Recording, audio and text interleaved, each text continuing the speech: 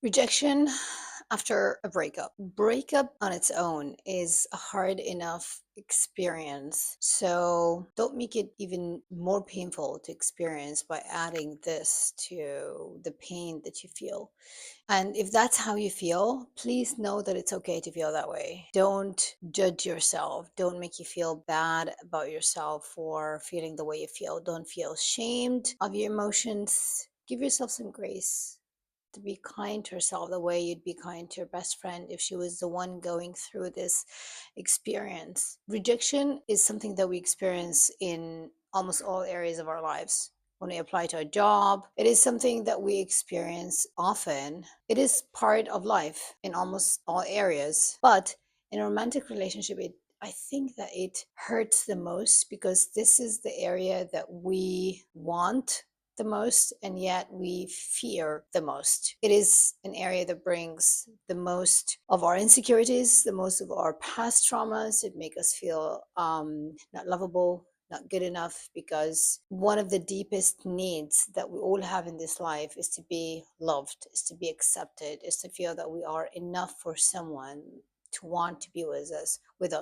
We want to belong to someone, to somewhere that we call home. So our desire to share our life with someone else, with another human being, it's one of the deepest and strongest desires that we all have, including the people who say they don't want to be in a relationship or who have been single for a long time. I think that most of us, if not all of us, who want to love and to be loved.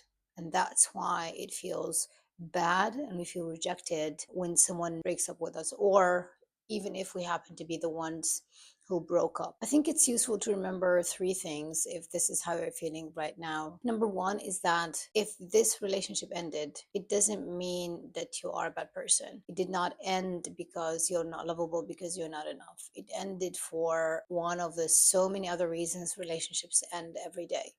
Maybe you didn't have compatibility, you didn't have chemistry, you did not want the same things, you were in different chapters of your lives, you had different priorities, you were not the right team fit for each other. This means that you could be a fit for someone else. The end of a relationship does not mean that there is something broken with you that you need to be fixed. And I know that intellectually it's easy to think that way, but then when it comes to the way we feel, we can't help but to feel rejected because we want so much to be accepted, we want so much to be loved. Yet it's really important to remind us of this on a daily basis, especially if you are in a place where you're feeling rejected because of the end of a relationship. Just constantly remind yourself that this relationship did not end because you're a bad person. It ended for other reasons. There is also a great side to rejection. Having someone reject you, or even you rejecting someone, or ending a relationship, it means that you have won time and energy back to put into your life, to put into yourself, and to put into the things that are going to serve you way more than being with this person who is not compatible and who does not want a future with you. So there's actually a good side to rejection. For us, every day, we say no to things that don't serve us to be able to say yes to the things that help us become better and grow and move forward to have the life that we want to have. The same thing in romantic relationships. If that guy ended up with you, then that means he is not the right guy for you to invest your time and energy and emotions with.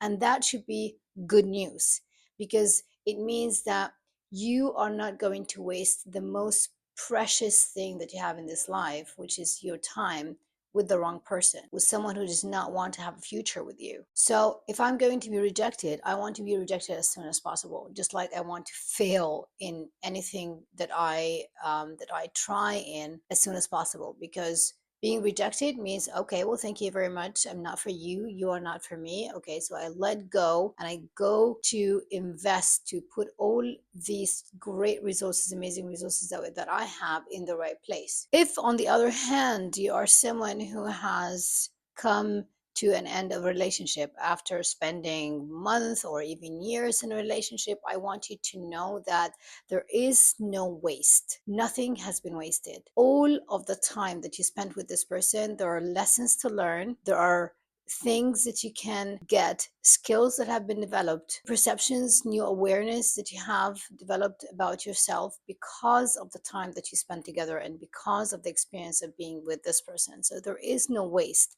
Just like every failure is only a lesson, it's only a chance, an opportunity for us to keep building on a relationship that came to an end. It's not a waste of time. You did not waste your time with that person. You gained so much knowledge and information, first and foremost about yourself, and second about relationships in general, about that person, the patterns that you recognize, patterns of behavior, of feeling, what makes things work, what does not make things work. So you have come to realize so many things that that you did not know about yourself before, and that is great knowledge that you want to have for you to move forward to have a great relationship with the right person for you. The last thing that I also want to add is that one thing that helped me more than anything else is the belief that God or the universe or whatever big thing that you believe in is that God has a bigger plan for me. He has a better choice for me. He knows that